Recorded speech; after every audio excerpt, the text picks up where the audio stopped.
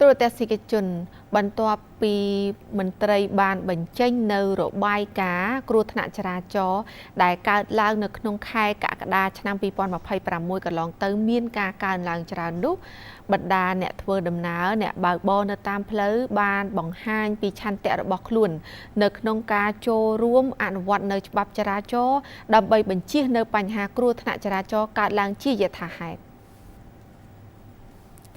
អ្នកបើកបរលើដងផ្លូវជារៀងរាល់ថ្ងៃបានបង្ហាញនៅឆន្ទៈចូលរួមគោរពច្បាប់ចរាចរណ៍ឲ្យបានខ្ជាប់ខ្ជួនដើម្បីរួមចំណែកកាត់បន្ថយអត្រាគ្រោះថ្នាក់ចរាចរណ៍ក្រោយមានការកើនឡើងខ្លាំងកាលពីខែមុនពេលបច្ចុប្បន្ននេះករណីគ្រោះថ្នាក់ចរាចរណ៍មានការកើនឡើងគួរឲ្យកត់សម្គាល់ដែលបានបណ្ដាលឲ្យមនុស្សរងរបួសធ្ងន់ស្រាលនិងស្លាប់ជាច្រើនអ្នកបើគិតត្រឹមពាក់កណ្ដាលឆ្នាំ2026នេះយោងតាមការប្រកាសព័ត៌មានរបស់ក្រសួងមហាផ្ទៃនៅក្នុងរយៈពេលពេញមួយខែ